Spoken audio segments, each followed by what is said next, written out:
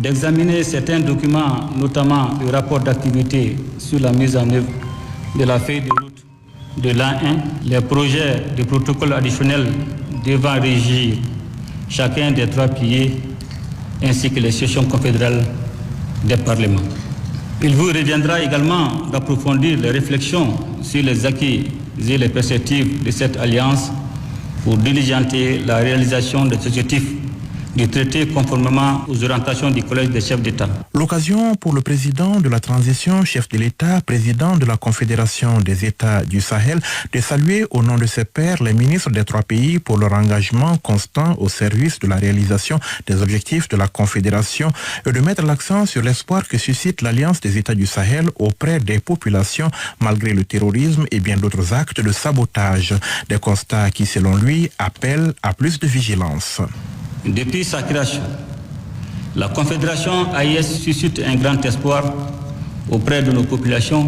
Cet espoir est l'émanation de nos idéaux d'émancipation, de liberté et d'indépendance véritable en comptant sur nos propres ressources et le génie de nos populations.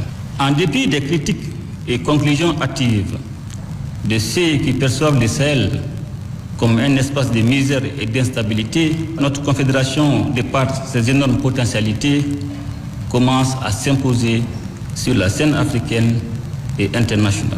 Le terrorisme économique soutenu et le terrorisme médiatique auquel nous faisons l'objet depuis un certain temps visent à affaiblir le soutien dont la Confédération dispose auprès de ses peuples. Ces actes de sabotage ne sont pas simplement le fait des terroristes, mais également une confrontation pour un positionnement géopolitique visant à sauvegarder des intérêts politiques et économiques dans le Sahel.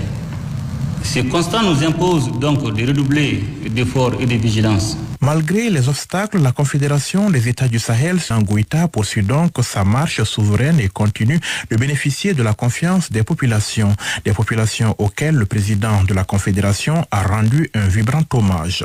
Je voudrais rendre un hommage mérité au vaillant peuple de l'AIS pour son abnégation et son appui constant dans la réalisation des objectifs assignés à la Confédération. Je salue également avec une profonde admiration le courage, le professionnalisme et la détermination de nos forces de défense et de sécurité qui, au péril de leur vie, défendent nuit et jour l'intégrité de nos territoires et la sécurité de nos concitoyens. L'Afrique, et en particulier l'Afrique de l'Ouest, est unie par une histoire pluriséculaire, une culture partagée et une géographie commune. Nos peuples sont naturellement appelés à vivre ensemble dans le respect mutuel, la solidarité et la fraternité. Le président de la Confédération des États du Sahel, dès l'entame de son propos, n'a pas manqué de relever le contexte dans lequel se tient la rencontre du jour. Un moment crucial, selon lui, où la complexité des défis à l'échelle mondiale exige de nos pays une collaboration pragmatique et renforcée, une vision claire et une action déterminée. Confrontés aux mêmes défis, le Mali, le Niger et le Burkina Faso ont donc fait le choix souverain de mutualiser leurs efforts au sein de l'Alliance des États du Sahel. L'objectif étant d'apporter une réponse globale et coordonnée aux grands enjeux du moment. La finalité recherchée, c'est bien évidemment de bâtir un espace stable et apaisé, favorable au développement et au plein épanouissement des populations des 3 pays.